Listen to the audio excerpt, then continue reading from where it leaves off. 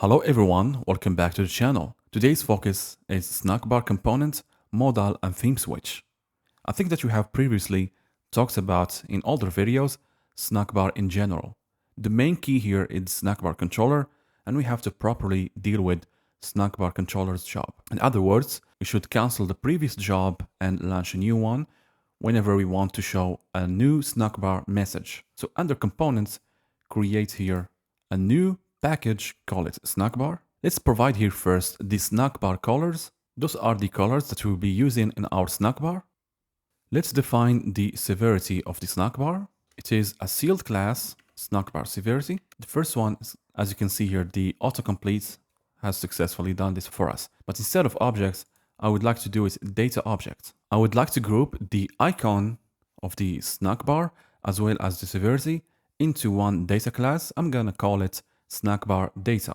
A data class, the first field is snackbar icon, and the severity by default, let's assign it to info. I would like to add in the snackbar colors some composable functions to vary between the dark theme and light theme when it comes to snackbar icon color. It takes in parameter severity as a return type color. We will return if system is dark theme. Let's add all the other cases. For success, we will be applying the dark variant, application on light theme, success on background and light. I would like to add a convenience function that will be for the light color scheme. It will be according to the severity, and we have to assign the light color scheme according to the severity. Let's call it light color scheme.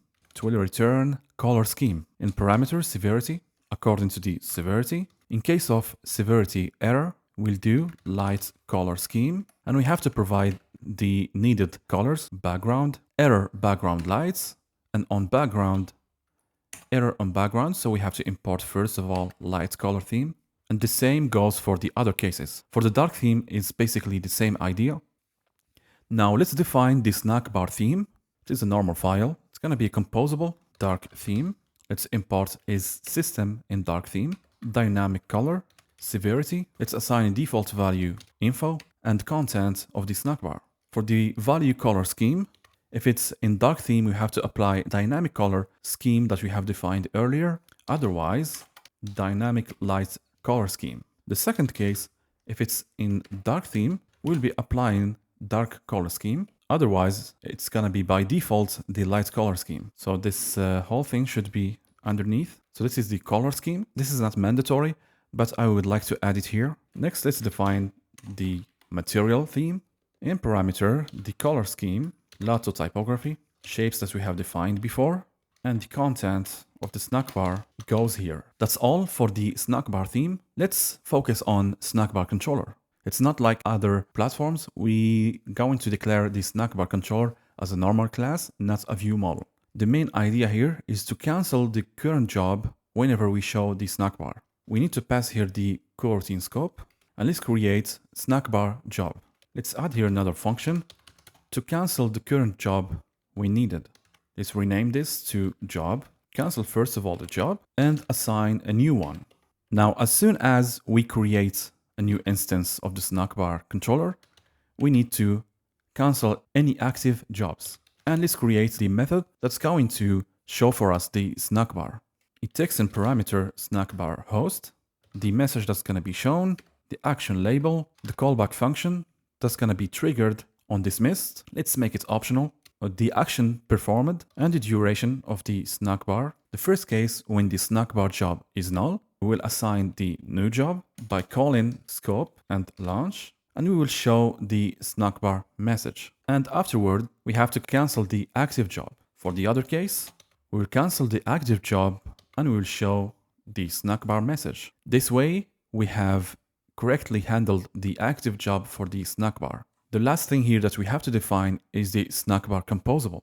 It takes in parameter the snackbar host state, a modifier for reusability purposes, the action label text style, the shape of the snackbar, the action on new line, let's set it to false, the severity of the snackbar info by default, and the content of the snackbar. It takes in parameter a string and a snackbar severity. Let's assign the severity to severity. And here we have to use the snackbar host. let's add the content. Let's call here instead of it, data for readability purposes, data, or actually here it has to be data that visuals and message. So we can access the message here of the snack bar. Now let's customize the snack bar host. The host will be the host state. It is the host state that we have defined before, modifier, and the snack bar itself, which is a composable. Instead, we have to do snack bar, and here it has to be the content. Let's customize our snack bar for the shape, container color. It is material theme and background. For the action, we can access the label by doing data, visuals, action label. If it's not null, we'll be applying the label here. Let's call this action label. It will be a text button. On click, data does perform action. For the content of the button, simply a text. This is basically our snack bar. Let's move to the next component, which is the modal. First property is open. The title of the modal will be a composable modifier for reusability purposes. The next properties, for example, properties and onDismiss will be from the dialog Jetpack compose, the header color, the background color of the container of the modal, the shape of the dialog, onDismiss callback function, and the close icon and the content of the modal. If the modal is open, we will show the dialog onDismiss request and the properties. The content of the dialog will be simply a surface, background color, shape, and fill max width, 2 columns, basically the header and the content. For the first component, it is the header, a title, and the close button. So what we have done here is it's gonna fill the max width and the required height. Let's set it initially for 40 density pixels. You can add here the title height if you will. Then we have to make a space between the title and the close icon. Let's add here the title and the icon button. Underneath, we can set the content of our modal. Let's create a preview and add here a variable, if you will, is open, false, is open equal true. The value of is open, the header color, let's do, for example, material theme and warning that we have defined before. The close icon, let's add the title here. The onDismiss callback function to close the dialog is open equal false. And for the content, let's do here, for example, text. Let's see the preview. All right, so we have a problem here. Let's see what's going on.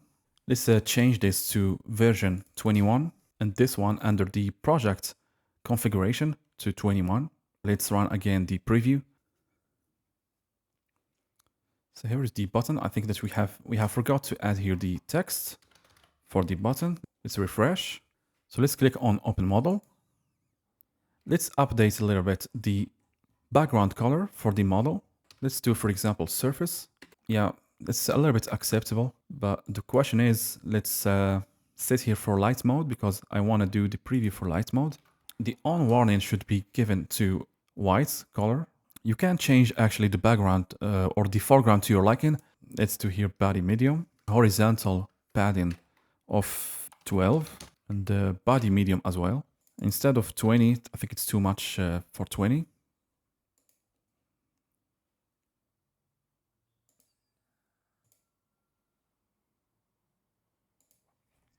This is the light theme. I'm going to add a shadow here to the model. Let's refresh. I think it does look good. Under components, add a new composable theme switch.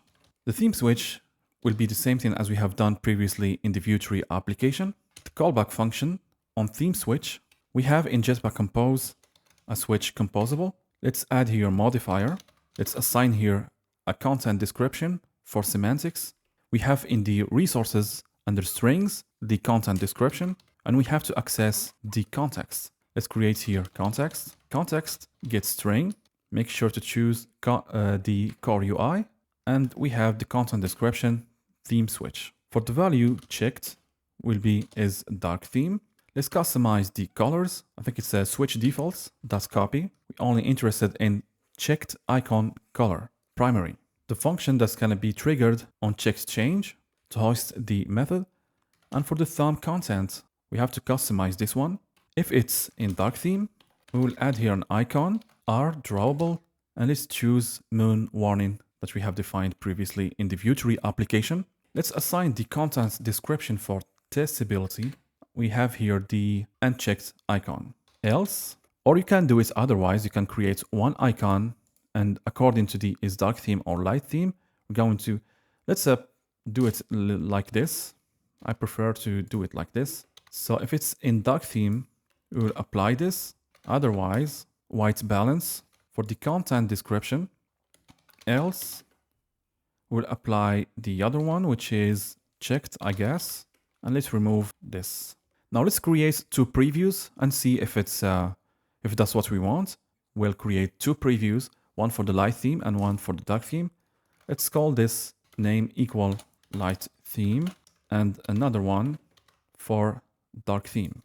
Box, let's add a modifier to fill max size with some padding of, let's say for example, 26. And let's add here our theme switch. Is dark theme is false because we are on light theme, and on theme change, we're not interested in this callback function. With the same manner, instead of is dark theme, it has to be true. And let's open our preview. Those are the two versions. Let's zoom a little bit. I think that's pretty much it. That's gonna wrap up basically our video. For the next tutorial, we will define the grid layout, custom grid layout, then the footer and the header of our application. I hope you liked the video. See you in the next one. Happy coding!